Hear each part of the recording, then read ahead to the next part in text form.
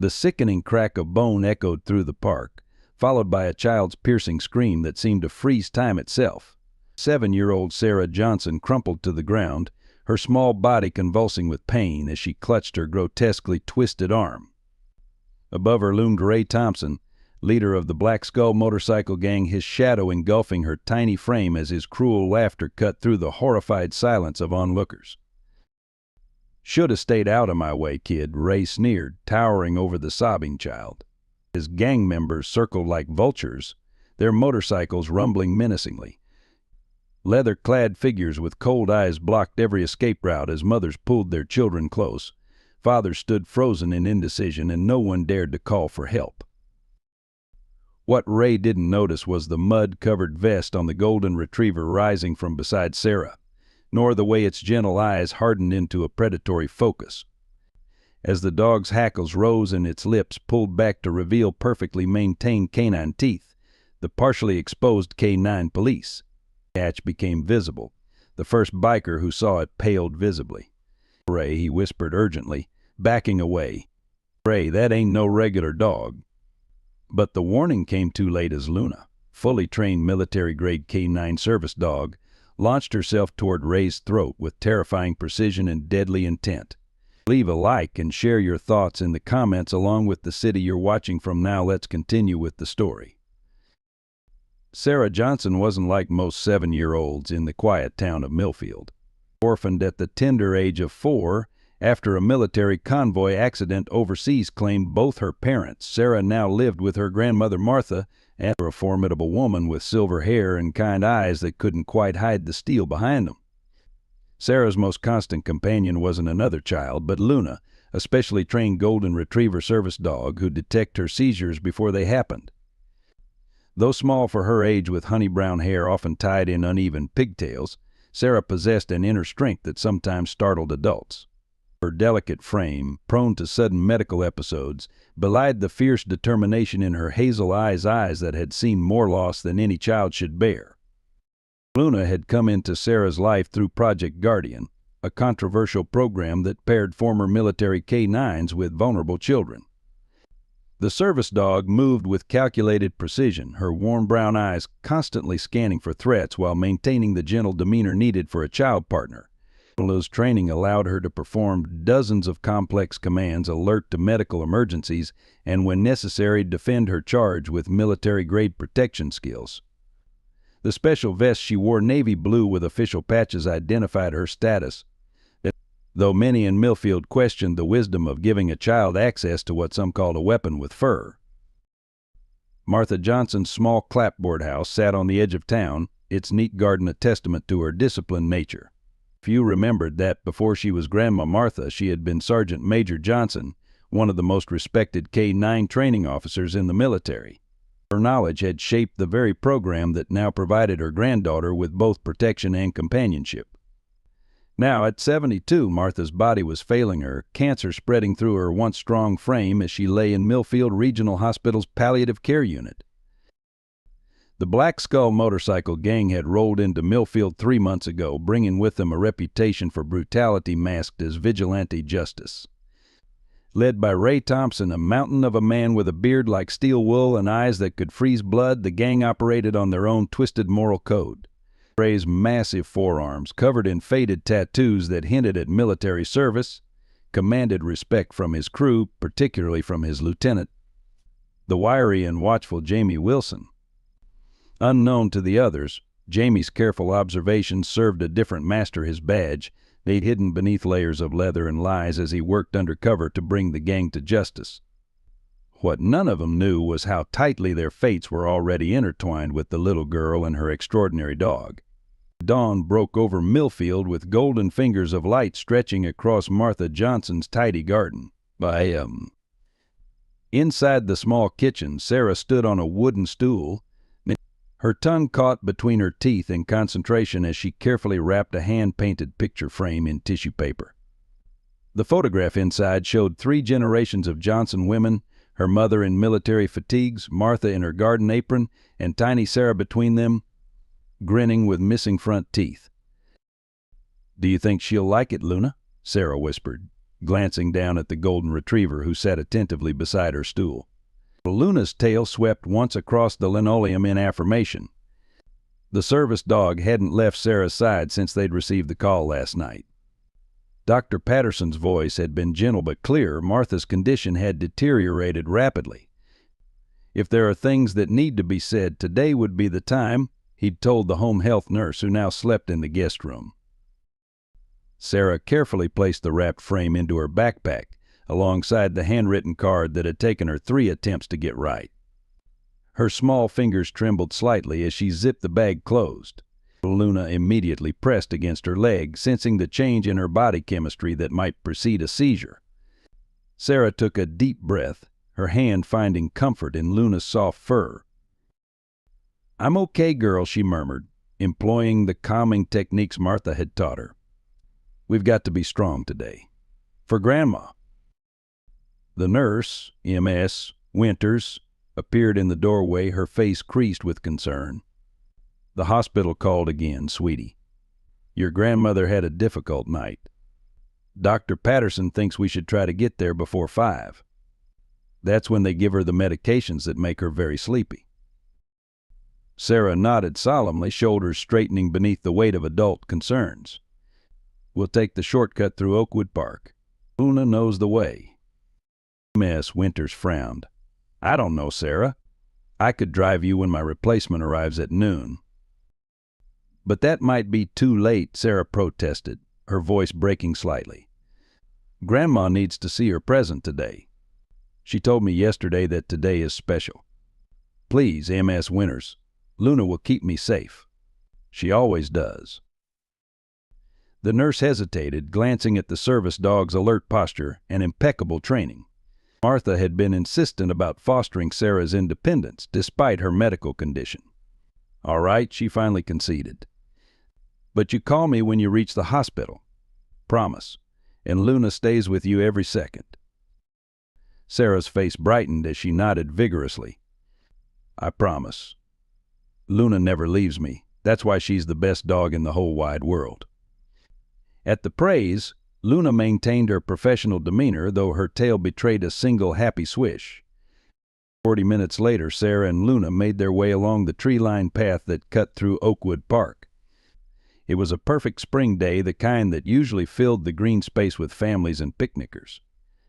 Today, however, the park seemed strangely empty, with only a few mothers pushing strollers along distant paths.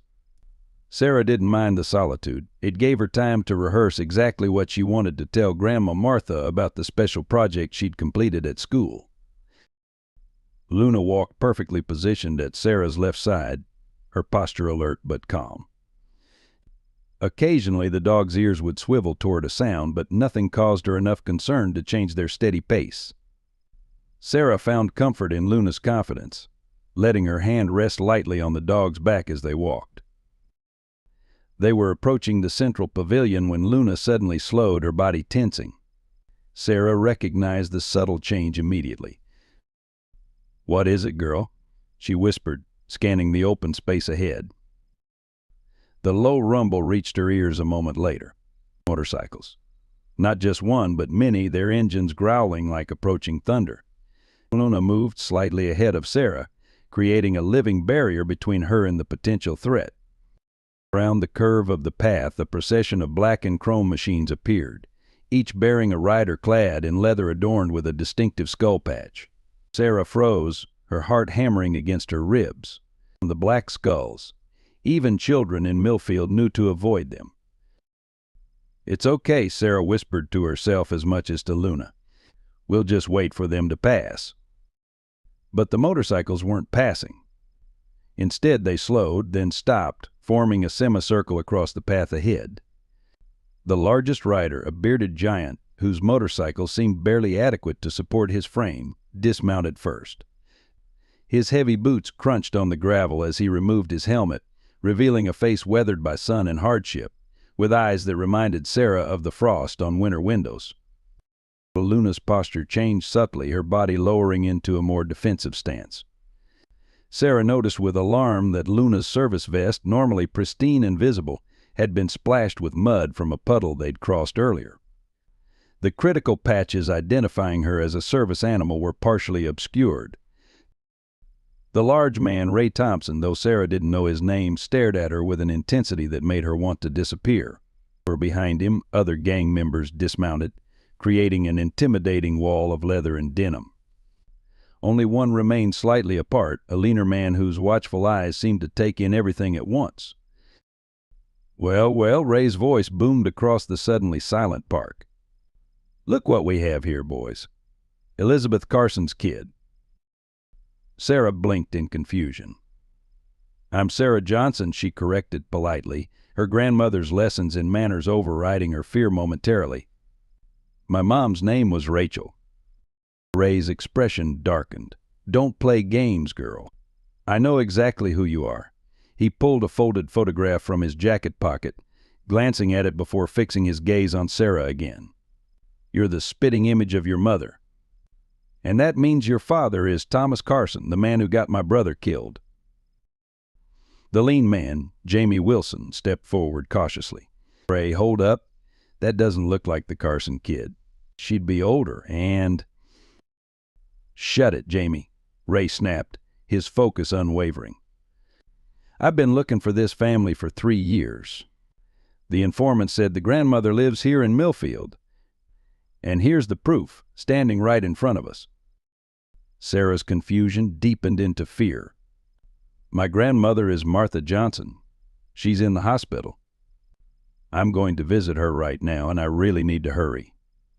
Her voice trembled despite her best efforts to sound brave.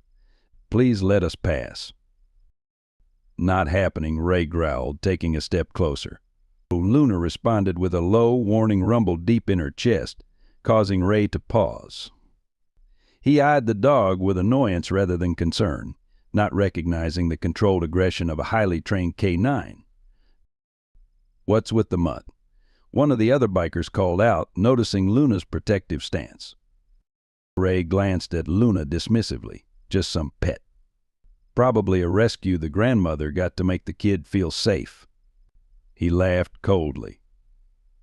Not so safe now, are you? Sarah's hand tightened in Luna's fur. The dog remained steady, though Sarah could feel the coiled tension in her body. Luna was assessing, waiting for clear danger before responding. Her training was impeccable, escalate only when necessary, protect the charge at all costs. Jamie moved slightly, positioning himself where he could intervene if needed. His cover as Ray's lieutenant had given him insight into the man's volatile temper, but this confrontation with a child had caught him off guard. The intelligence he'd gathered had mentioned nothing about Ray targeting a little girl. Your daddy left my brother to die, Ray continued, his voice dropping to a dangerous growl. Left him bleeding out in a warehouse while he escaped with the evidence. Your family's been hiding ever since. But I found you, and now you're going to tell me where Thomas Carson is. Sarah shook her head, tears welling in her eyes. My dad was Sergeant David Johnson. He and my mom died in Afghanistan 3 years ago. I don't know any Thomas Carson. Please, my grandma is really sick. I need to see her today. The sincerity in her voice gave Jamie the opening he needed. Ray, man, I think we got bad intel. This kid's too young. And look at her backpack. That's Millfield Elementary. The Carson family wouldn't be so obvious. Ray hesitated, doubt flickering across his face momentarily, but then his expression hardened again. She's lying. The Carsons would say anything to protect themselves. He took another step forward, looming over Sarah. Your grandmother's in the hospital, huh? Which one? Maybe we should all go visit her, have a nice family reunion. Sarah stepped back instinctively, her heel catching on an exposed tree root. She stumbled, causing Luna to shift position to support her. The movement dislodged more of the dried mud on Luna's vest, revealing a small corner of the official K9 patch. Ray's eyes narrowed as he caught the glimpse of the patch, but he misinterpreted it as some kind of ordinary dog club insignia. His patience had run out. With startling speed for such a large man, he reached out and grabbed Sarah's arm, yanking her toward him. You're coming with us to find your grandmother. Then you'll both tell me where Thomas Carson is hiding." His grip tightened painfully around Sarah's small arm. Luna's warning growl deepened, but Ray paid no attention, focused entirely on the terrified child. "Please," Sarah whimpered, trying to pull away. "You're hurting me." "Ray, ease up," Jamie cautioned, stepping closer. "She's just a kid." "Stay out of this," Ray barked, twisting Sarah's arm to emphasize his point. The sickening crack that followed seemed to echo across the entire park. Sarah's scream pierced the air as her arm bent at an unnatural angle. She collapsed to her knees, cradling the broken limb against her chest, her face white with shock and pain. The moment of violence triggered an immediate transformation in Luna. The service dog's gentle demeanor vanished, replaced by the precision-trained military K9 that formed the foundation of her training.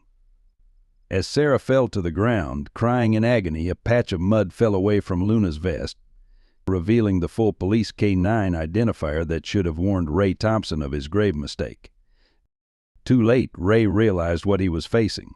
His eyes widened at the sight of the official markings, but before he could react, 80 pounds of highly trained canine protector launched toward him with terrifying purpose. Luna's attack was precision itself. Like a golden missile, she struck Ray's forearm first, not his throat, a calculated choice that demonstrated her advanced training. K9s like Luna were taught to immobilize, not kill, using carefully calibrated force appropriate to the threat level. Her powerful jaws clamped down with over 200 pounds of pressure, eliciting a scream from Ray that matched Sarah's in volume but not in pitch. Blood blossomed across his leather jacket as Luna maintained her grip, her body twisting with practiced efficiency to unbalance the much larger human. "Get this fucking dog off me," Ray bellowed, his free hand fumbling for the hunting knife strapped to his belt. Before he could reach it, Luna released his arm only to immediately lunge for his wrist, catching it in another calculated bite that sent the knife clattering to the pavement. The dog moved with a fluid precision that spoke of thousands of hours of training, each motion economical and devastatingly effective. The other bikers stood frozen in shock, having expected many things from their day but not a confrontation with what was clearly a professionally trained police dog. But all except Jamie, who used the moment of confusion to slide closer to Sarah, positioning himself between her and the rest of the gang while appearing to move toward Ray. "It's a goddamn police dog," shouted one of the bikers, backing toward his motorcycle. "At vest, it's K9 unit." Ray struggled to free himself from Luna's grip, but the dog had been trained to control suspects twice her weight. Each time he pulled away, Luna adjusted her position, using his momentum against him while never fully releasing her hold. Blood dripped onto the park pathway as Ray stumbled, trying to maintain his balance against the calculated assault. Sarah curled into herself on the ground, her broken arm held protectively against her chest, tears streaming down her face. The pain was unlike anything she'd ever experienced, white-hot pulses shooting from her fingertips to her shoulder. Through her tears, she watched Luna defend her with a mixture of terror and awe. She'd never seen this side of her companion, had been told about Luna's protective capabilities, but never witnessed them deployed with such controlled violence. "Luna," she gasped between sobs. "Luna, please don't kill him." Whether responding to the command or simply following her training, Luna adjusted her approach. She released Ray's wrist and backed up, placing herself squarely between Sarah and her attacker. Her stance was unmistakable, a clear warning that any movement toward the child would trigger another attack. Blood stained her muzzle, but her focus never wavered, eyes locked on Ray as he clutched his mangled arm. "Jesus Christ," Ray panted, his face pale beneath his beard as he stared at the dog with newfound respect and fear. "What the hell kind of kid has a police attack dog?" Jamie seized the moment to establish himself as a voice of reason while secretly advancing his undercover position. "We need to get out of here, Ray," he urged, maintaining his cover while trying to de-escalate. "That's no ordinary service dog. That's military-grade training. There'll be handlers looking for it if it doesn't report in." The other bikers were already retreating to their motorcycles, their earlier bravado evaporated in the face of Luna's demonstration. A few park goers who had witnessed the confrontation from a distance had pulled out cell phones, the distant sounds of sirens suggesting that help was already on the way. Ray's eyes darted from Luna to Sarah to the growing audience of witnesses. The cold calculation in his gaze showed he was reassessing the situation, weighing his dwindling options. With a snarl of frustration, he backed toward his motorcycle, never turning his back on Luna. "This isn't over," he growled, pointing a bloody finger at Sarah. "I'll find your grandmother. I'll get the truth." Luna responded with a warning bark that made even the remaining bikers flinch. The message was clear: leave now or face worse consequences. Ray's expression contorted with rage and humiliation as he swung onto his motorcycle, nursing his injured arm. The powerful engine roared to life, drowning out Sarah's whimpers momentarily. "Let's move." "Worry," Ray ordered, and the gang complied without hesitation, engines thundering as they peeled away from the park entrance, leaving behind only oil stains on the pavement and the lingering scent of exhaust. As the last motorcycle disappeared around the corner, Luna immediately transformed again, her posture softening as she turned to Sarah. With gentle movements that belied her recent aggression, she nuzzled Sarah's tear-stained face, offering comfort while still remaining vigilant. The transition was remarkable, from weapon to therapy dog in an instant, her training allowing her to modulate perfectly between roles. Jamie remained behind, maintaining his cover by pretending to search for something dropped during the confrontation. He surreptitiously approached Sarah, keeping his body language unthreatening. "Hey, kid," he said quietly, crouching down nearby, but not too close. "That arm needs a hospital.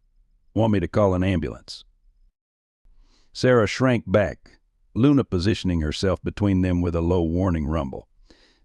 "No," Sarah managed through her pain. "Luna can protect me. I need to get to the hospital anyway. My grandma's there." Jamie nodded slowly, understanding her fear of strangers after what had just happened. "That dog of yours is something else. Never seen Ray taken down like that." He pulled a clean bandana from his pocket and offered it from a safe distance. "Here, might help stabilize that arm till you get help." Sarah hesitated, then allowed him to place the bandana on the ground near her. Luna sniffed it thoroughly before permitting Sarah to reach for it with her good hand. "Thank you," Sarah whispered, the manners ingrained by her grandmother surfacing even through her pain. Jamie stood, glancing in the direction his gang had disappeared. "They'll regroup a few blocks away. You should get moving before they come back with a plan."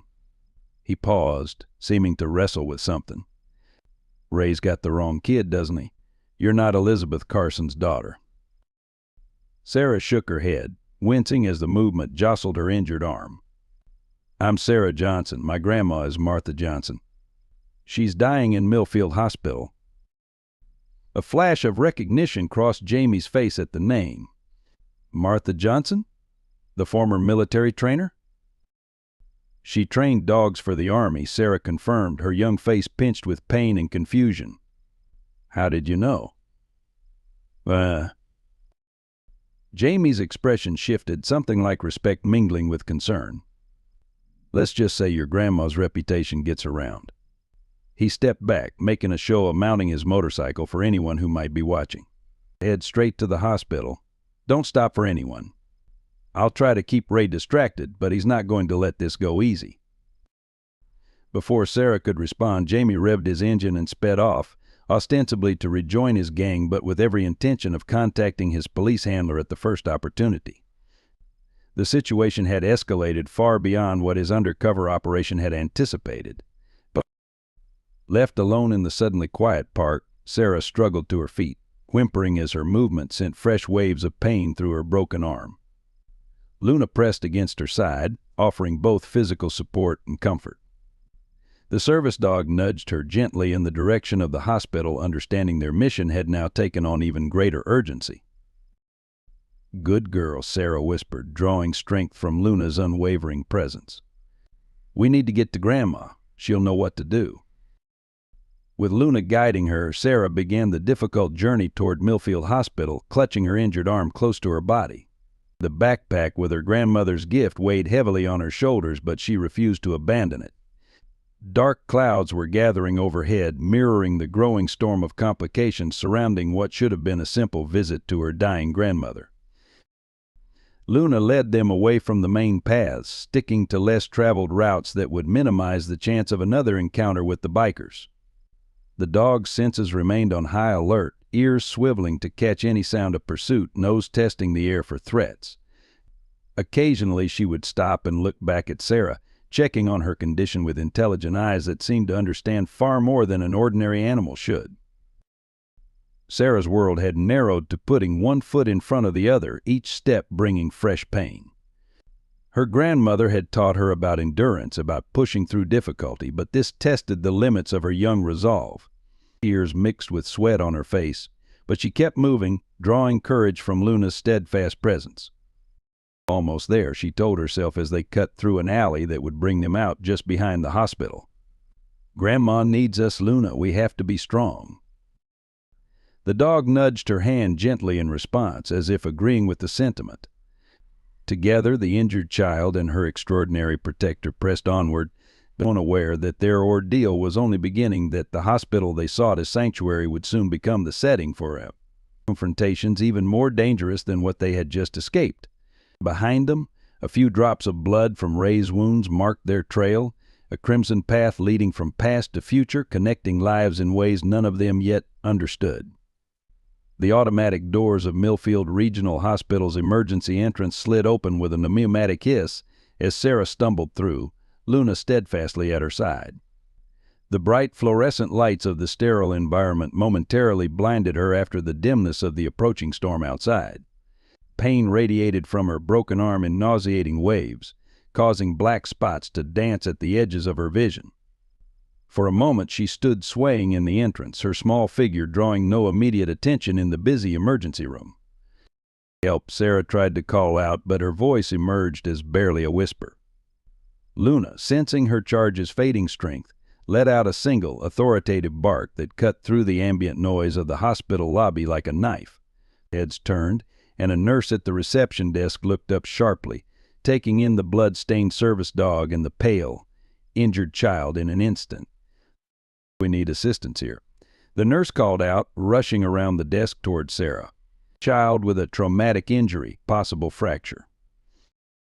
Sarah's knees buckled just as the nurse reached her, her strength finally giving out now that she had reached relative safety. The last thing she saw before losing consciousness was Luna standing protectively over her, refusing to let even the medical staff approach without careful assessment. When Sarah regained consciousness, she was lying on a treatment bed, doctor gently manipulating her injured arm while a nurse prepared a casting kit nearby. The sharp pain had dulled to a throbbing ache, suggesting she'd been given pain medication. Luna lay precisely positioned beneath the bed, invisible to casual observation but perfectly placed to monitor everyone who entered the room. "There she is," the doctor said kindly, noticing Sarah's fluttering eyelids. "You've got quite a nasty break, young lady." "I'm Dr. Wilson. Can you tell me your name?" "Sarah Johnson," she whispered, then with sudden alarm, "Luna? Where's Luna?" "Your extraordinary dog is right under the bed," Dr. Wilson assured her, gesturing downward. "We couldn't separate you two if we tried.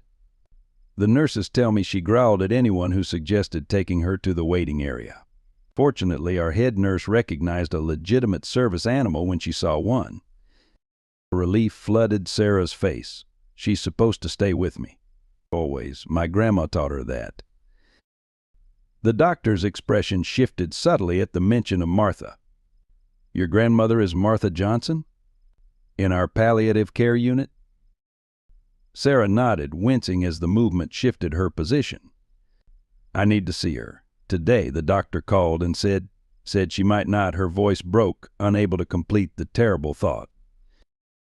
Dr. Wilson exchanged a glance with the nurse before responding. "Let's get this arm set first. Then we'll see about visiting your grandmother."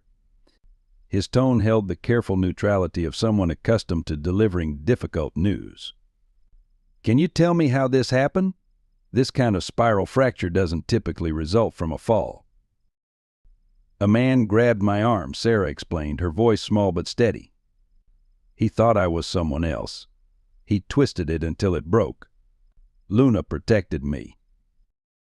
The nurse paused in her preparation of the casting materials, her eyes widening slightly. Dr. Wilson's face hardened as he gently examined the bruising pattern on Sarah's arm, confirming her account of deliberate injury. I see, he said carefully. And where is this man now? Luna bit him, Sarah answered simply. He ran away with his motorcycle friends. But he said he'd find my grandma. He thinks she knows something. Dr. Wilson's expression darkened further. Nurse Jacobs, please call security and have them post someone at MS. Johnson's door in palliative care. Then contact the police. He turned back to Sarah, his manner gentle but serious. We're going to take good care of you, Sarah, and we'll make sure your grandmother is safe too. As Dr. Wilson finished setting her arm and the nurse began applying the cast, Sarah found her thoughts drifting to the gift in her backpack, still undelivered. My backpack, she murmured. I brought Grandma a present. It's right here, honey, Nurse Jacobs assured her, retrieving the small blue backpack from a cabinet. Nothing's been taken out. Sarah relaxed slightly, though anxiety still churned in her stomach. The importance of delivering her gift to Martha before it was too late felt overwhelming. As if sensing her distress, Luna emerged from under the bed and placed her head gently on the edge of the mattress, brown eyes fixed on Sarah with unwavering devotion. Good girl, Sarah whispered, using her good hand to stroke Luna's head. We'll see Grandma soon. By the time Sarah's cast had dried, a bright blue shell encasing her arm from knuckles to above the elbow, she had recounted her story several times, first to Dr. Wilson, then to a hospital social worker, and finally to a uniformed police officer who took detailed notes and spoke into his radio about lookouts for the Black Skull Gang. Sarah needs rest, Dr. Wilson eventually intervened, ushering the others from the treatment room. And she's made it very clear she wants to see her grandmother. I'll take her up myself. The social worker hesitated. Her legal guardian is currently incapacitated. Shouldn't we wait for the home nurse to arrive? Martha Johnson is family, Dr. Wilson replied firmly. And in my medical opinion, this visit can't wait, for either of their sakes. The elevator ride to the palliative care floor was silent except for the soft panting of Luna, who remained pressed against Sarah's legs. Dr. Wilson kept glancing down at the dog with a mixture of curiosity and respect. Your grandmother spoke about Luna often during her treatments, he finally said as the elevator ascended. She was very proud of the program she helped develop. Said you two were her greatest success story. Sarah looked up in surprise. You know about Luna's training? Dr. Wilson smiled gently. Your grandmother and I had many long conversations during her chemotherapy sessions. Martha Johnson isn't one to complain about her own discomfort, so she'd tell me about her work instead. His expression grew thoughtful. She mentioned once that there was someone she hoped would come back into her life before the end. I wonder if that's connected to what happened to you today. The elevator doors opened before Sarah could respond, revealing the hushed environment of the palliative care unit. Unlike the bustling emergency department, this floor moved at a quieter pace designed to provide peace and dignity to patients in their final days. A security guard nodded respectfully to Dr. Wilson as they passed the nurse's station. Your grandmother's room is just down here, Dr. Wilson guided her gently. She's been asking for you all day. The nurses said she refused her pain medication this morning, wanting to stay alert until you arrived. Sarah clutched her backpack strap with her good hand, suddenly nervous. Luna pressed closer, offering silent support as they approached a door marked Johnson M. I should warn you, Dr. Wilson said softly, pausing outside the door. Your grandmother has changed since you last saw her. The cancer has progressed significantly. She's much weaker now and thinner. But she's still Martha, still the same person inside. Sarah nodded solemnly. Grandma told me that's how it works.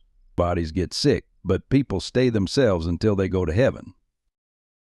Dr. Wilson's eyes softened at her simple wisdom. That's exactly right. Ready to go in?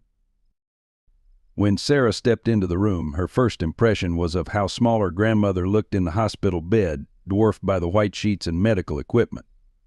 Martha Johnson, once a commanding presence who could bring military men to attention with a glance, now appeared fragile, her once robust frame whittled down to essential bones. But her eyes, those keen blue eyes that had always seen straight through pretense, lit up with recognition and love when Sarah entered. "There's my brave girl," Martha whispered, her voice thin but warm. "Right on time, as always." Sarah rushed to the bedside, tears spilling freely now. "Grandma, I brought you something." She awkwardly maneuvered her backpack with one hand, struggling to unzip it. Martha's gaze sharpened as she noticed the cast. "What happened to your arm, sweetheart?" Before Sarah could answer, Luna approached the bed, placing her front paws carefully on the edge to bring herself to Martha's eye level. The old woman's weathered hand reached out to stroke the dog's head, a gesture as familiar as breathing. "Luna's vest has blood on it," Martha observed, military precision evident in her assessment, despite her weakened state. "And it's not Sarah's blood. Report, Luna." To Dr. Wilson's amazement, the dog responded with a series of soft vocalizations that seemed almost like communication. Martha listened intently, her expression growing grave. "I see," she finally said, turning her attention back to Sarah. "You were attacked. Luna defended you." It wasn't a question, but a statement of understood facts. Sarah nodded, lower lip trembling. "A man on a motorcycle. He thought I was someone else. He said his name was Ray, and he was looking for people named Carson. He said they did something bad to his brother." The change in Martha's expression was subtle but unmistakable, a tightening around the eyes, a sudden stillness that spoke volumes. Dr. Wilson, watching from near the door, observed the transformation with professional interest, noting how the dying woman suddenly seemed more present, more focused. "Raymond Thompson," Martha said quietly, her gaze drifting to a collection of photographs on her bedside table. "I wondered if he'd find us eventually." Sarah followed her grandmother's gaze to the photographs, many of which she'd seen throughout her life, her parents in uniform, her grandparents at military functions, her own school pictures. But there was one photo partially obscured behind the others that caught her attention now. She carefully picked it up, studying the unfamiliar image. The photograph showed a much younger Martha in military fatigues, standing proudly between two young soldiers. One was instantly recognizable as Sarah's father, David Johnson. But the other, a tall, broad-shouldered man with a beard and familiar frost blue eyes, was a stranger to Sarah. Yet somehow not entirely a stranger. "Grandma," Sarah whispered, confusion evident in her voice. "Who is this man with you and Daddy?" Martha sighed deeply, the sound rattling slightly in her chest. "That's Raymond Thompson. Before everything went wrong. When he was still the brother your father chose for himself." Her tired eyes met Dr. Wilson's. "Doctor, would you mind giving us a few minutes alone? We have some family history to discuss." Dr. Wilson nodded understandingly. "Of course. I'll be right outside if you need anything." He stepped out quietly, closing the door behind him. Martha patted the edge of her bed, inviting Sarah to sit closer. Luna remained vigilant at the bedside, her posture suggesting she sensed the importance of this conversation. "Sarah, there are things I should have told you sooner," Martha began, her voice gaining strength from necessity. "About your father, about Ray, and about why Luna was assigned to you specifically." She took Sarah's good hand in her own frail one. "The Carson family that Ray mentioned, they're connected to our past in ways that are complicated and painful. I thought we'd left that all behind, but it seems some stories refuse to end until they've been properly told." Outside the hospital room, Dr. Wilson made notes in Sarah's chart, adding details about her injury and emotional state. As he wrote, a nurse approached with a concerned expression. "Doctor, security just called up. There's a man in the lobby asking about Martha Johnson, a big man with a bandaged arm and a motorcycle jacket. Security's stalling him, but he's becoming insistent. Dr. Wilson's pen paused mid-sentence. Alert the police immediately, and make sure that room remains secure. No visitors except verified medical staff. His gaze lingered on the closed door, behind which an old woman raced against time to share secrets long buried, while outside those same secrets sought violent resolution. In Martha's room, surrounded by the quiet beeps of monitoring equipment, grandmother and granddaughter huddled together as the past unfolded between them, but each revelation changing Sarah's understanding of herself and the legacy she carried. Luna stood guard, ears pricked toward the door, sensing the approach of dangers, both immediate and inherited dangers that would soon converge in the sterile hallways of Millfield Hospital. An urgent knocking interrupted Martha's revelations, the sound sharp and authoritative against the hospital room door. Sarah startled, clutching her grandmother's hand tighter, while Luna immediately positioned herself between the door and the bed, hackles rising. Dr. Wilson entered quickly, his normally calm demeanor replaced by controlled urgency. "We need to move you both immediately," he announced, already disconnecting Martha's non-essential monitoring equipment with practiced efficiency. "Raymond Thompson is in the building with at least 3 other gang members. Security has slowed them down, but they've made threats, and hospital policy requires us to relocate vulnerable patients." Martha's expression remained composed despite the alarming news. "How much time do we have, Doctor?" "Minutes at best. They're working their way up from the ground floor." Dr. Wilson gestured to a nurse who had appeared with a wheelchair. "We're moving you to the secure wing in oncology. It has restricted access and dedicated security." Martha shook her head firmly. "That won't work. Raymond was special forces before his discharge. Hospital security won't stop him once he decides finesse has failed." Her eyes found Sarah's, communicating silent determination. "We need another option." Sarah clutched her backpack to her chest, the gift for her grandmother still undelivered. "Luna can protect us," she offered, her young voice steady despite her fear. She stopped him before. Dr. Wilson's gaze shifted to the service dog, noting the intelligent focus in the animal's stance. "Your dog is extraordinary, Sarah, but we're talking about multiple armed men in a hospital full of vulnerable patients. We need to follow protocol." The sudden click of the room's window latch made them all turn. Jamie Wilson, still in his leather jacket emblazoned with the Black Skull insignia, was sliding the window open from the narrow ledge outside. Luna growled, advancing toward this new threat, but Martha's sharp command stopped her. "Hold, Luna," Martha ordered, her voice momentarily regaining its former military authority. "He's not the enemy."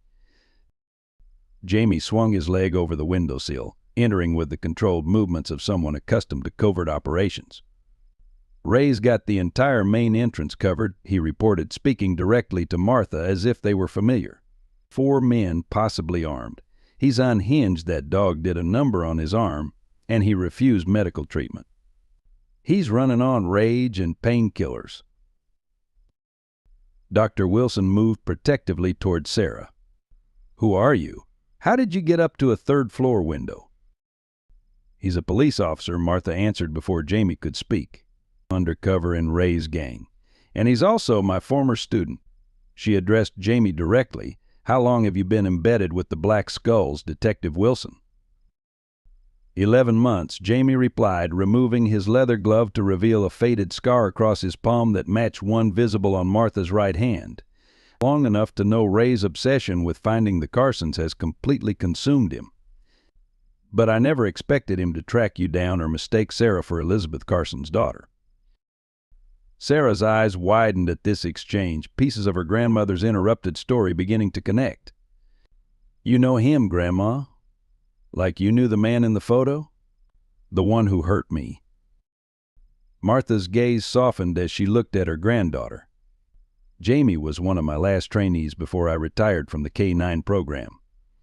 He came to visit me last month when he discovered I was ill." She turned back to Jamie.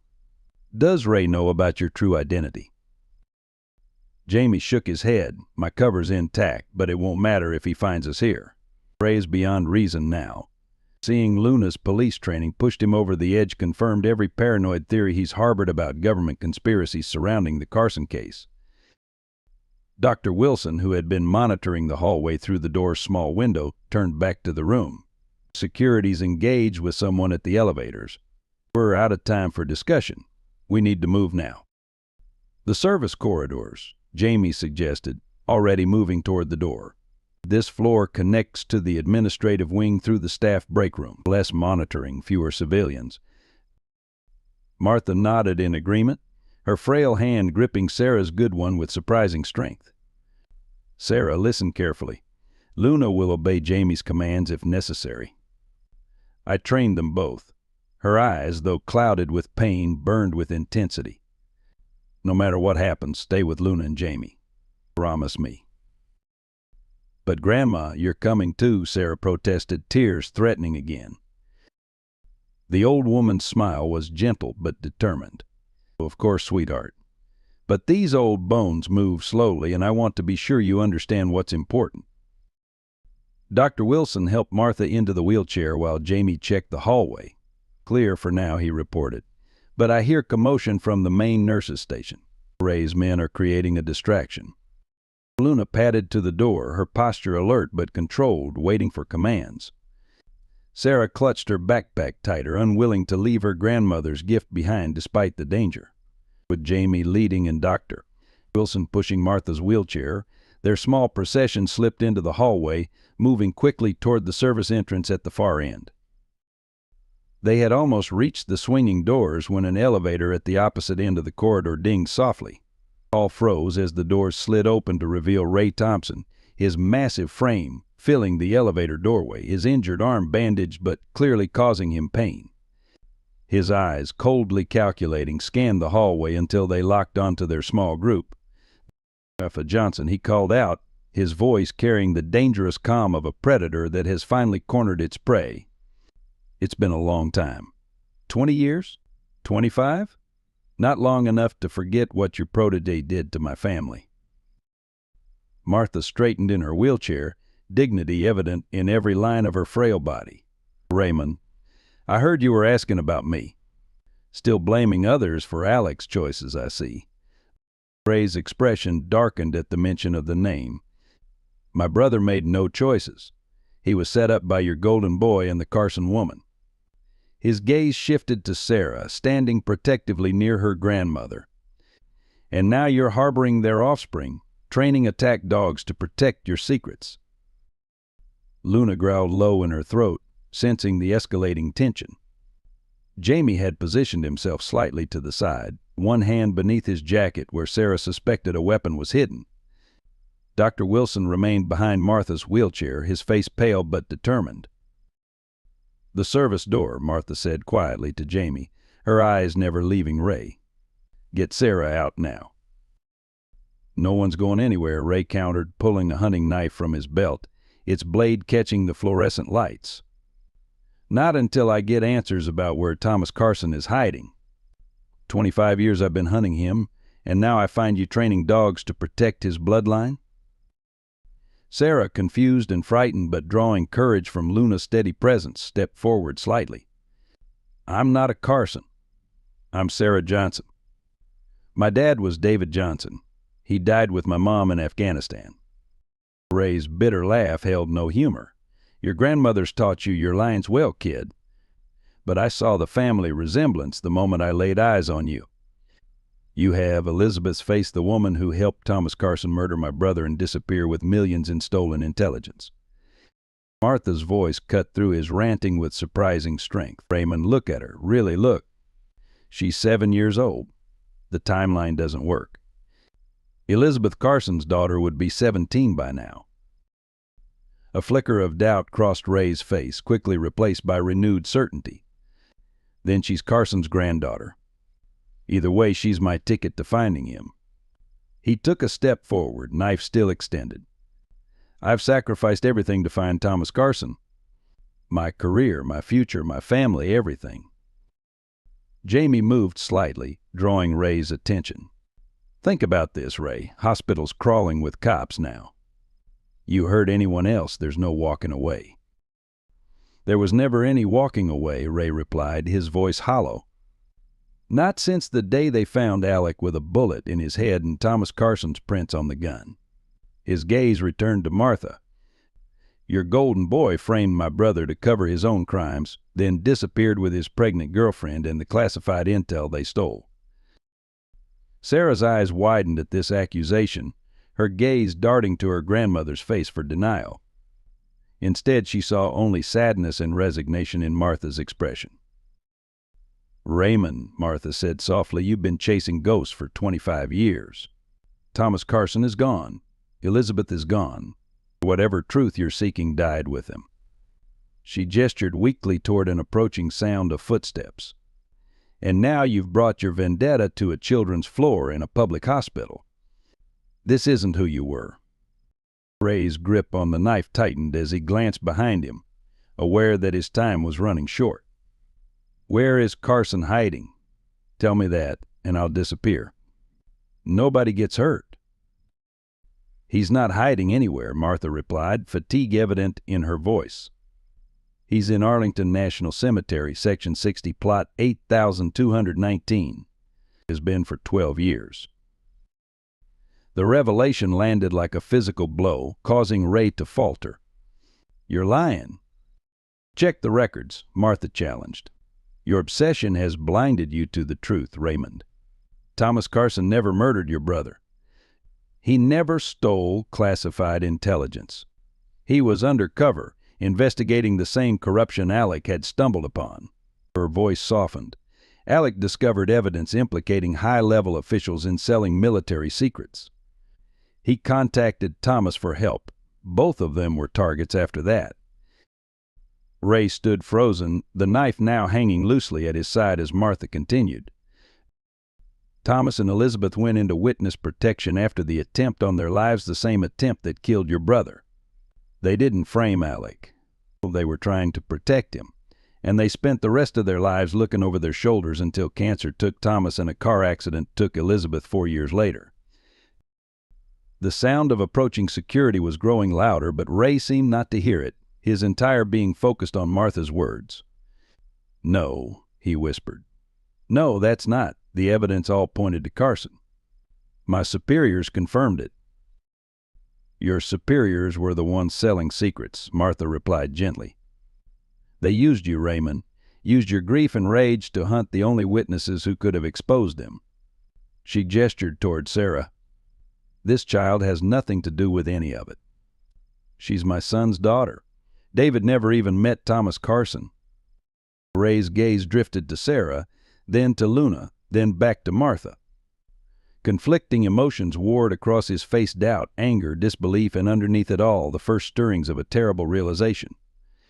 If what you're saying is true, then I've spent half my life hunting innocent people, becoming the very monster I thought I was pursuing. The sound of running footsteps grew louder as hospital security and police approached from both ends of the corridor. Ray's gang members were nowhere to be seen, having apparently abandoned their leader when the situation escalated beyond a simple intimidation.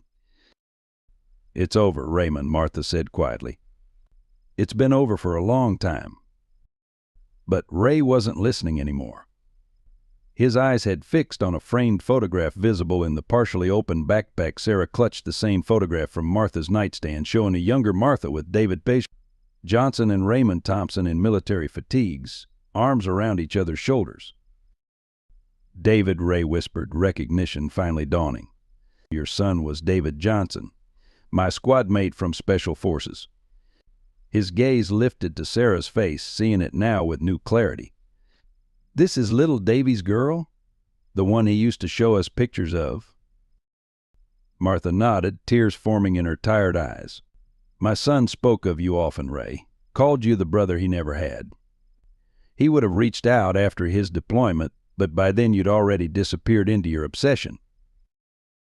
The security team rounded the corner, weapons drawn, shouting for Ray to drop his knife and get on the ground.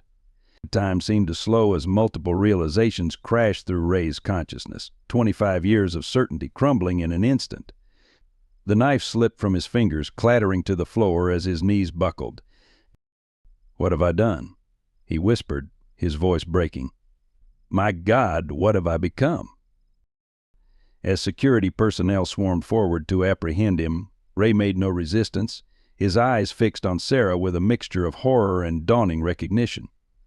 "You have his eyes," he murmured. "David's eyes. How could I not have seen it?" Martha reached out a frail hand toward Ray as he was handcuffed, their fingertips nearly touching across the gulf of years and misunderstanding. "Some truths are too painful to see clearly, Raymond, even when they're right in front of us." Luna pressed protectively against Sarah's side as the child watched, confused and frightened by the complex emotions playing out before her. The dog's steady presence anchored her amid the chaos of revelations too adult for her full comprehension. All she understood with certainty was that the angry man who had hurt her now looked broken himself, and that her grandmother, despite her illness, was somehow at the center of this long-buried storm. The sudden blare of alarm shattered the tense standoff. Emergency lights began pulsing along the corridor ceiling, casting alternating shadows and harsh illumination across the gathered faces. A hospital-wide announcement echoed through the speakers. "Code Silver, 3rd floor. All personnel implement lockdown procedures immediately. But this is not a drill." Dr. Wilson's face drained of color. "Code Silver active assailant," he explained tersely. "Security reported only 4 gang members, but there must be more." His gaze shifted to Ray, now handcuffed and kneeling on the floor under guard. "How many men did you bring into my hospital?" Before Ray could answer, the double doors at the far end of the corridor burst open.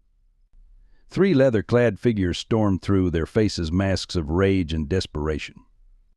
Unlike Ray's calculated approach, these men moved with the reckless energy of cornered animals, brandishing makeshift weapons, a broken IV stand, a fire extinguisher, even a surgical tray with scattered instruments gleaming dangerously. "Boss, we're getting you out," shouted the largest of the 3, a heavy-set man with a shaved head and tattooed neck. His eyes registered confusion at the sight of Ray in handcuffs, not resisting. "What the hell are you doing? Get up." The security personnel who had detained Ray swung around, drawing their weapons and shouting commands that were ignored in the chaos. Jamie stepped forward, positioning himself between the oncoming gang members and the vulnerable group behind him. His hand moved beneath his jacket, emerging with a police-issued sidearm and badge. "Police. Drop your weapons and stand down." Jamie's voice carried the unmistakable authority of law enforcement, momentarily freezing the advancing men. "Your leader is in custody, the building is surrounded, and you're about to make a very bad situation worse." The revelation of Jamie's true identity visibly stunned the gang members. Their momentary hesitation gave Dr. Wilson the opportunity to maneuver Martha's wheelchair toward the service entrance, motioning urgently for Sarah to follow.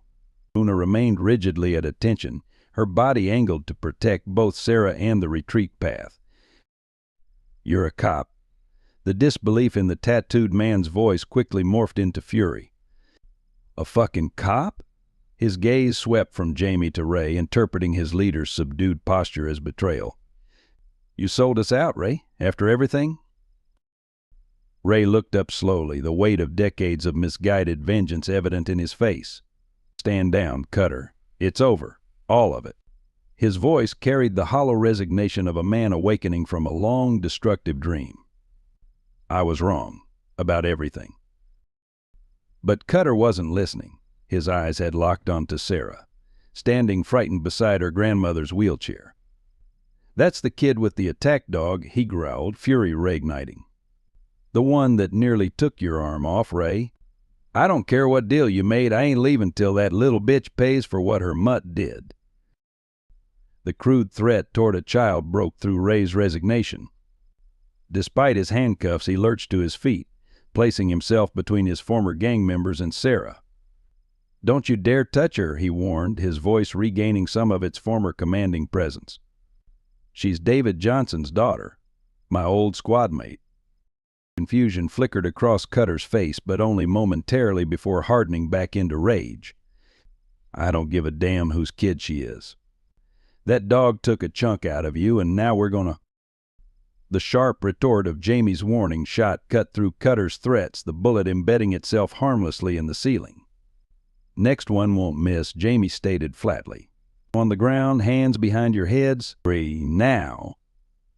Oh.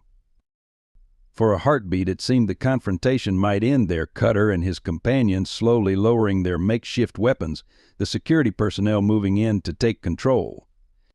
But then the fourth gang member, who had slipped unnoticed through a patient room during the commotion, emerged suddenly from a side door directly behind Martha's wheelchair. "Nobody move," he shouted, pressing a scalpel against Martha's throat, his other hand gripping the back of her wheelchair. "Anybody tries anything and the old lady gets it."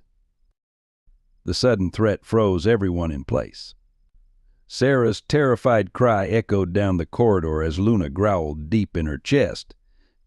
Combat training warring with the need to protect both her primary charge and the beloved older woman who had trained her. "Let her go, Dakey," Ray commanded, his voice tight with urgency. "She's dying anyway. You've got nothing to gain here." "Shut up, traitor," Dake spat, pressing the scalpel closer to Martha's papery skin. A small bead of blood appeared beneath the blade's edge. "I want safe passage out of here. Me and the boys are taking the wheelchair lady as insurance." Martha remained eerily calm, her eyes finding Sarah's across the space between them. "It's all right, sweetheart," she said softly, her voice steady despite the blade at her throat. "Remember what I told you. Luna will protect you." The hospital's monitoring equipment continued to beep steadily from Martha's room, the ordinary rhythm a stark counterpoint to the life-and-death drama unfolding in the corridor. "Doctor." Wilson stood motionless, medical training and human compassion warring on his face as he watched blood trickle down his patient's neck. "Nobody needs to die today," Jamie said evenly, his weapon still raised but his attention now split between multiple threats. "But there are children on this floor, innocent patients. Think about what you're doing." Deke's eyes darted nervously between Jamie's gun and the elevator doors. "I ain't going to prison," he insisted, voice rising with desperation. "Not for Ray's obsession. Not for any of this." Ray strained against his handcuffs, stepping closer despite the security officer attempting to restrain him.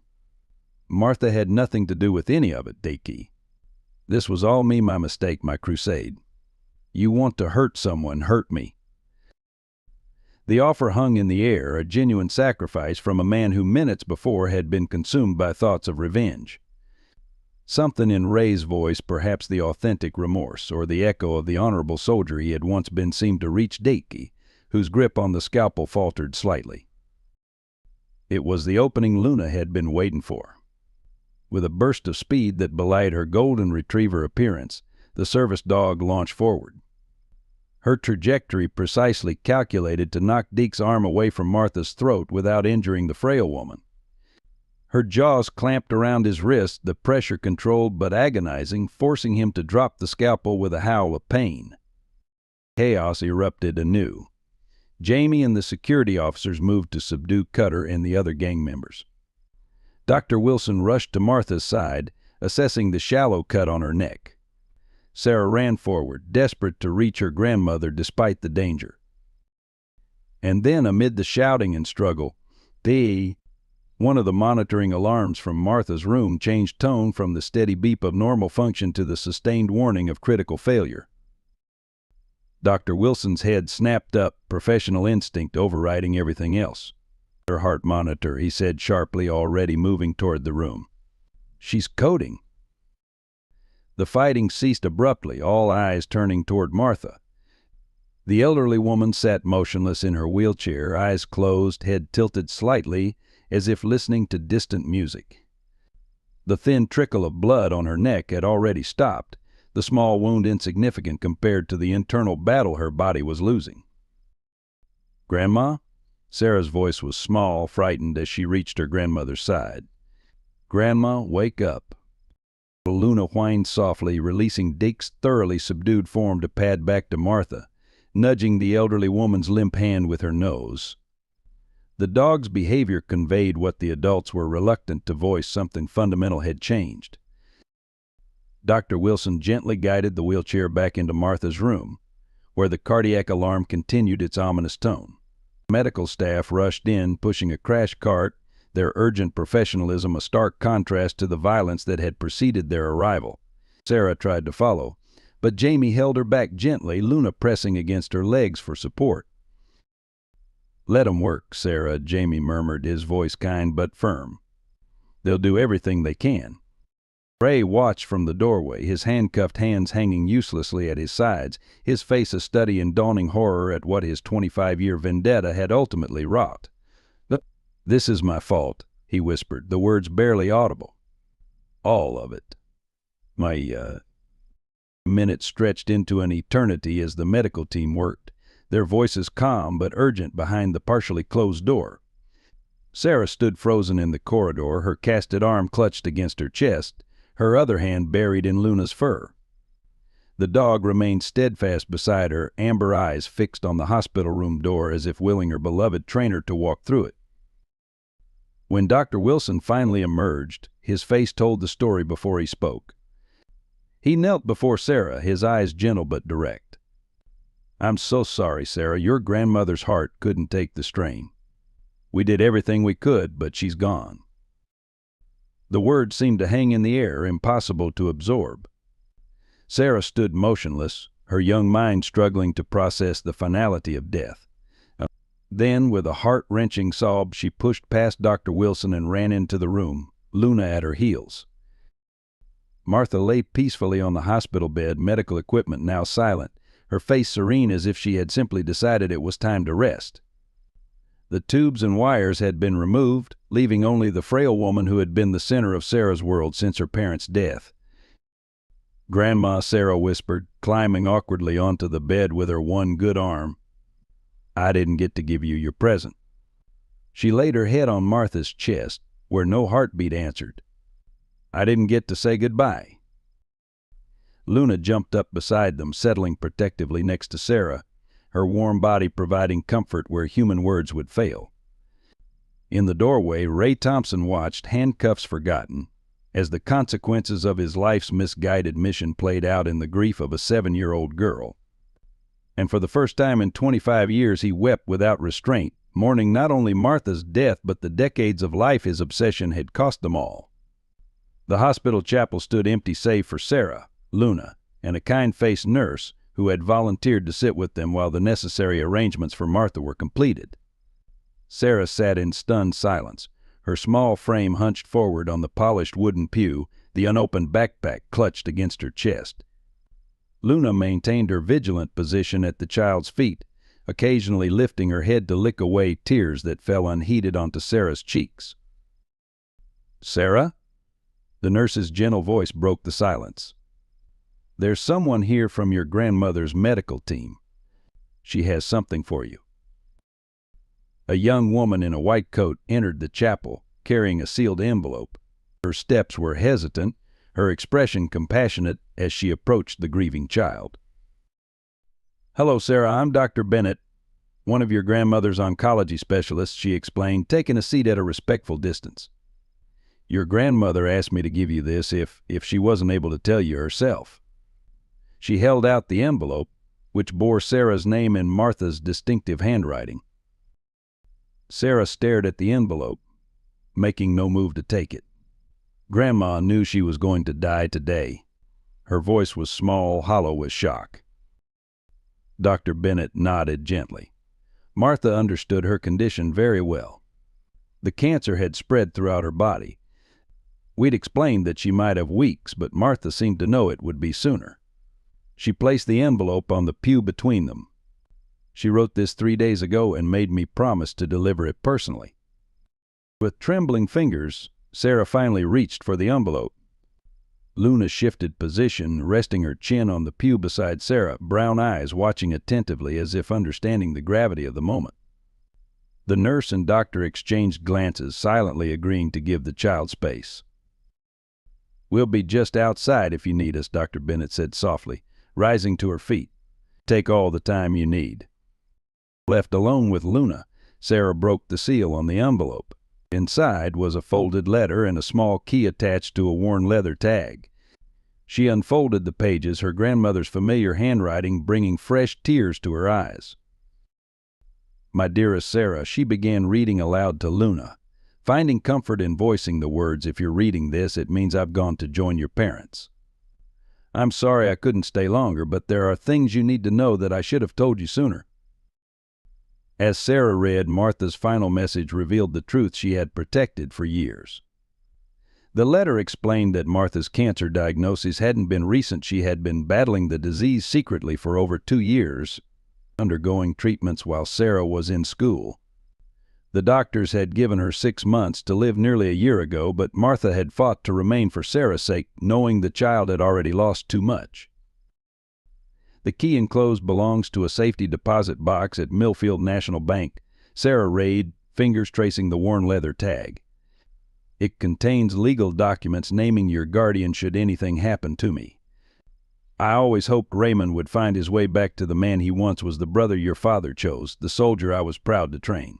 Life rarely gives us perfect endings, Sarah, but sometimes it offers second chances to those brave enough to take them." Sarah looked up from the letter, confusion evident in her tear-stained face. Luna whined softly, pressing closer as if offering strength for what was to come. The letter continued, revealing the full truth of Martha's military career. She hadn't been merely a dog trainer, but the architect of an elite K-9 program that paired specially trained service dogs with vulnerable individuals, initially wounded soldiers, then later expanded to include civilians with special needs. Luna represented the pinnacle of this program, specifically matched with Sarah after her parents' deaths and her subsequent development of stress-induced seizures. Luna was trained not only to alert to your medical needs, but to recognize both Raymond Thompson and Jamie Wilson as safe persons, Martha's letter explained. "I knew someday Raymond might find us, driven by his misguided quest. I trained Luna to protect you from danger while recognizing those who, despite their mistakes, might one day become your protectors." Sarah's hands trembled as she turned to the final page.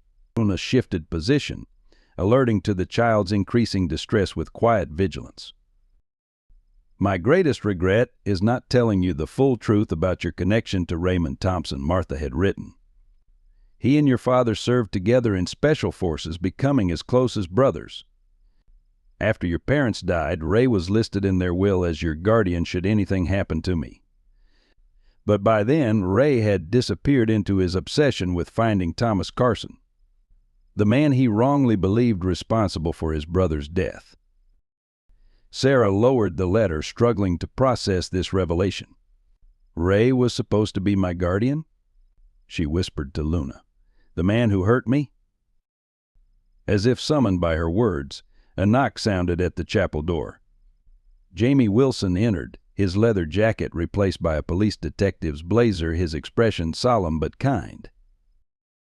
"Sarah? There's someone who'd like to speak with you, if you're willing," Jamie said carefully. "You don't have to, if you don't want. It's entirely your choice." Behind him stood Ray Thompson, now without handcuffs, but flanked by a uniformed officer. The massive biker looked diminished somehow, his earlier ferocity replaced by profound grief and regret. The bandage on his arm where Luna had bitten him was spotted with fresh blood, but he seemed oblivious to the pain. "I understand if you don't want to see me," Ray said, his voice rough with emotion. "What I did to you is unforgivable. I needed to tell you how sorry I am. For everything." Sarah looked from Ray to the letter in her hands, then to Luna.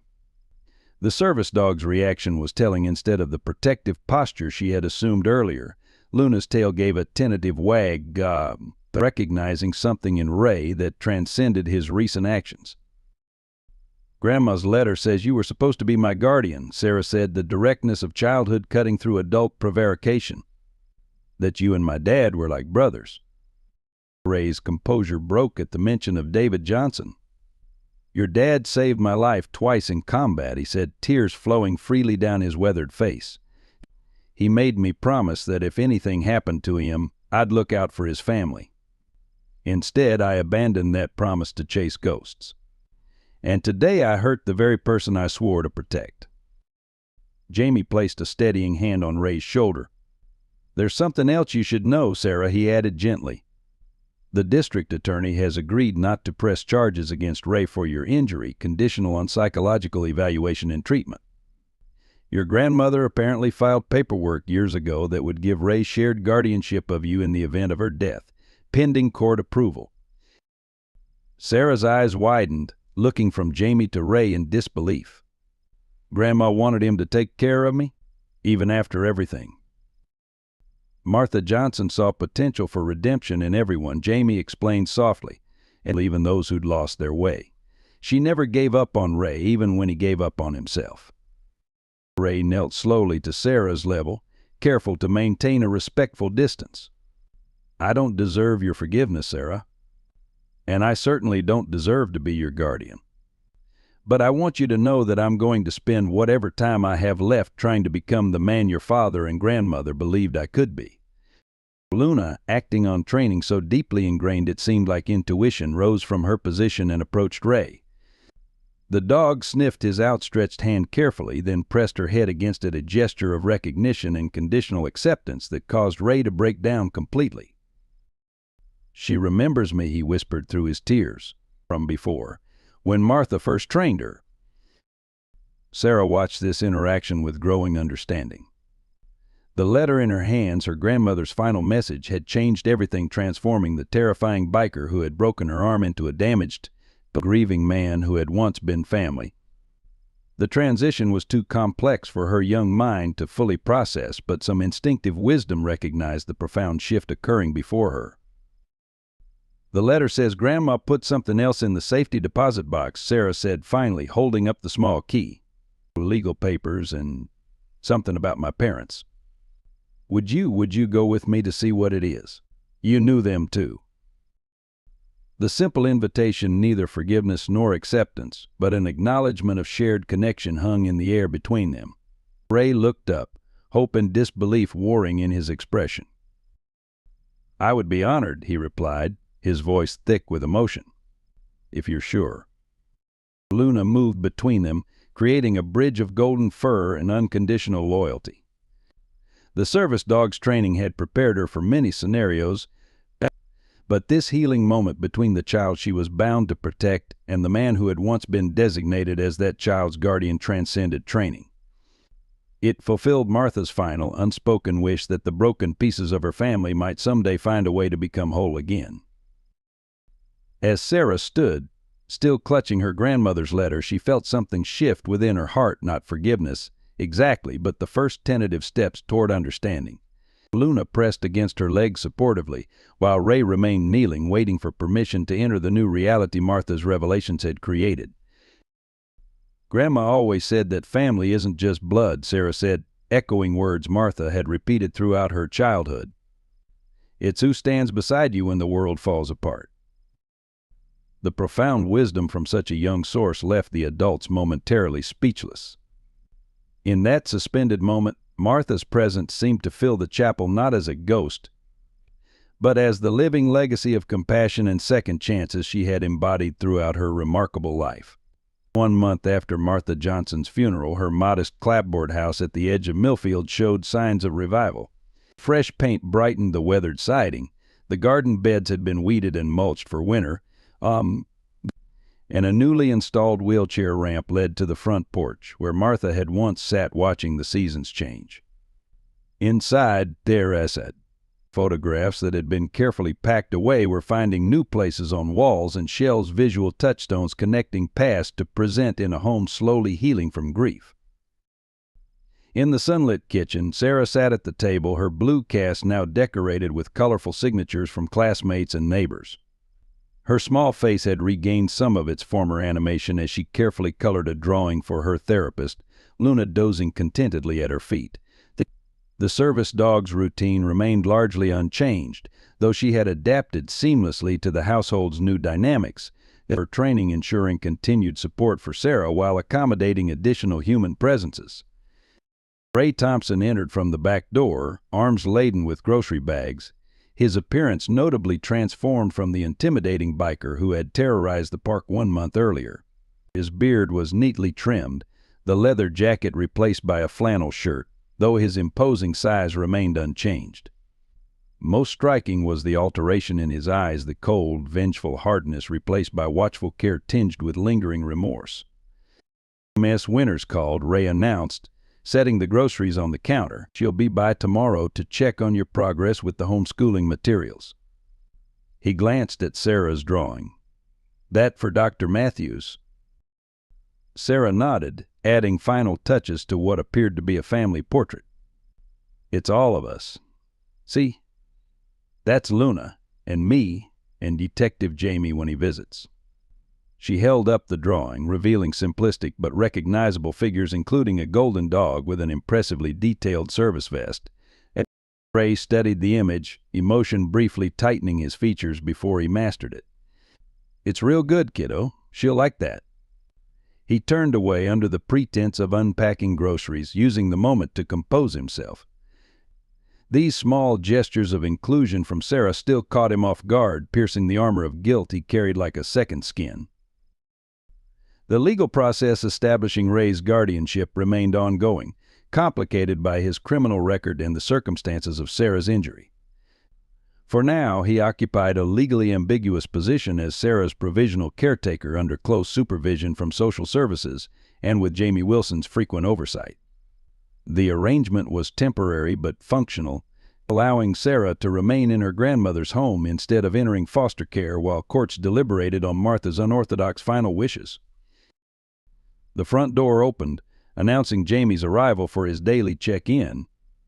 The detective had become a fixture in their unusual household, his dual roles as law enforcement officer and Martha's former student making him the perfect intermediary between Ray's provisional guardianship and the legal system's concerns.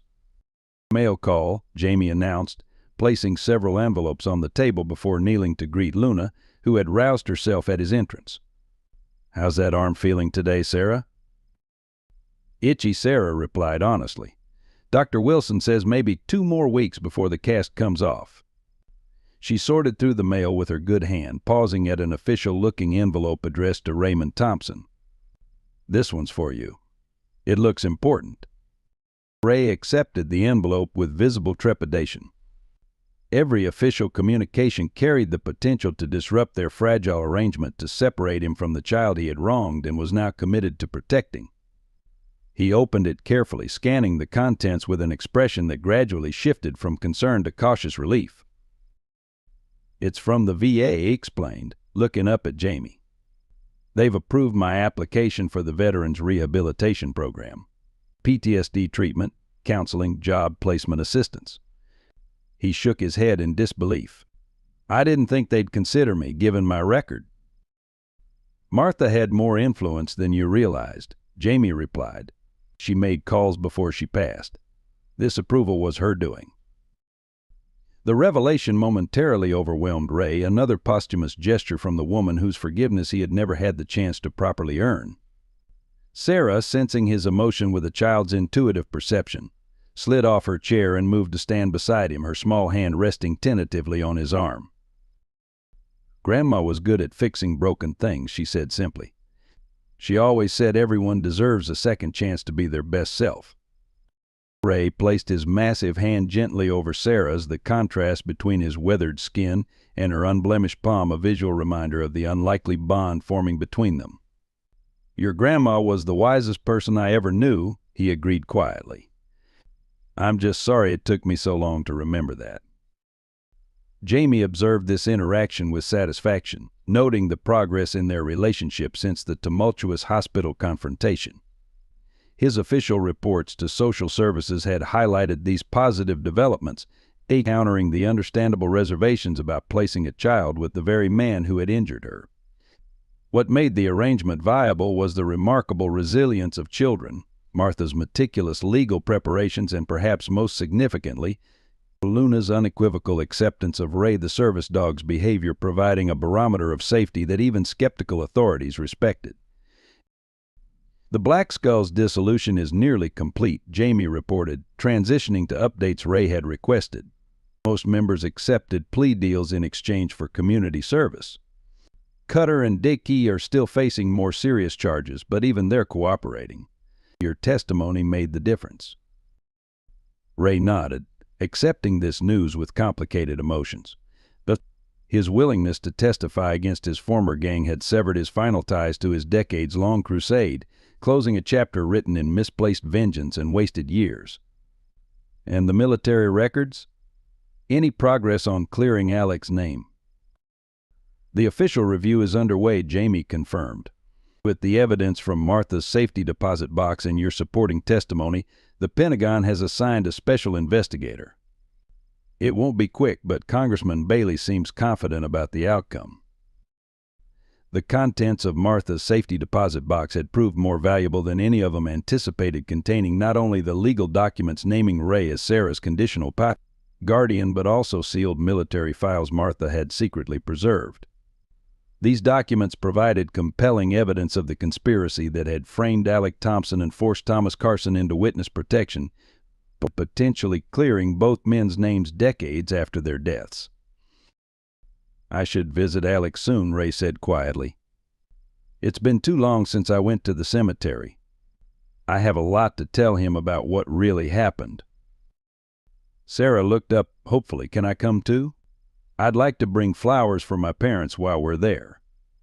Ray and Jamie exchanged glances, another small step in their evolving relationship. Sarah's request to accompany Ray to his brother's grave represented significant progress both in her healing and in her developing trust. "Of course you can, kiddo," Ray answered, ruffling her hair gently. "Maybe next weekend when the weather's nice. We'll bring flowers for everyone, your parents, your grandma, and Alec." Later that evening, after Sarah had gone to bed with Luna curled protectively at her feet, Ray and Jamie sat on the front porch, sharing coffee and conversation in the cool autumn air. The transformation of Martha's home continued around them. Ray's careful carpentry repairs to the porch railing, Jamie's contribution of security upgrades, and the community's rallying support through casseroles and lawn maintenance for the unusual household forming in their midst. "I submitted my final undercover report today," Jamie said, breaking a comfortable silence, officially concluding the Black Skulls investigation. Ray nodded, processing the implications. "So you're back to regular detective work?" With a promotion, Jamie confirmed, and a request to consult on the K-9 service program Martha developed. "Turns out there's growing interest in expanding it nationally." She'd be proud of that," Ray said with genuine warmth. That program was her life's work. Well, that and raising Sarah. Both men glanced toward the house where light glowed softly through Sarah's bedroom window. The responsibility they shared for her future hung unspoken between them, a commitment neither had anticipated but both now embraced. "The hearing's next week," Jamie reminded him. "Judge Watkins will review your guardian application. Sarah's testimony will carry significant weight." Ray's expression tightened with familiar anxiety. "I still don't know if it's right, me raising David's daughter after what I did. Sometimes I think she'd be better off with a normal family without all this baggage." Martha didn't think so, Jamie countered evenly. She had 25 years to change those legal documents, but she never did. She believed in second chances right up to the end. The evening breeze carried the scent of Martha's roses, still blooming against the odds as autumn deepened toward winter. Ray breathed deeply, finding unexpected comfort in the familiar fragrance and all it represented. "Second chances," he repeated softly. Martha got that part right, but what she never said was how much work they take, how much they cost. He looked toward the starlit sky as if seeking affirmation from beyond. "I just hope I'm equal to it." Inside the house, Luna stirred briefly beside the sleeping Sarah, alert to sounds on the porch before settling back with a contented sigh. The service dog's mission continued uninterrupted, protecting the child while adapting to the new constellation of guardians Martha had assembled before her departure. Tomorrow would bring its own challenges, therapy appointments, legal consultations, the ongoing negotiations of grief and healing. But for tonight, at least, all was peaceful in the house at the edge of Millfield, where a broken family was finding its way, piece by unexpected piece, toward wholeness again. Life's journey rarely follows the path we expect. As we age, we carry the weight of our choices, some that brought joy, others that led to regret. Sarah and Ray's story reminds us that it's never too late for redemption. Martha Johnson understood something profound. Our mistakes don't define us, our willingness to make amends does. Like Ray, many of us have spent years chasing the wrong things, nurturing grievances that poisoned our potential. We've missed opportunities to be there for those who needed us. Yet Martha's wisdom teaches us that forgiveness isn't just something we receive, it's a gift we give ourselves and others. The most valuable legacy isn't material possessions, but the relationships we nurture and the second chances we offer. Even in her final moments, Martha created a path for healing, showing that true strength comes not from holding on to the past, but from having the courage to embrace a different future. Your story isn't finished. Like Ray, you can still become the person someone once believed you could be. I hope you enjoyed today's story. Subscribe to the channel so you don't miss more stories like this. Leave a like and comment below what you thought of the story. See you in the next video.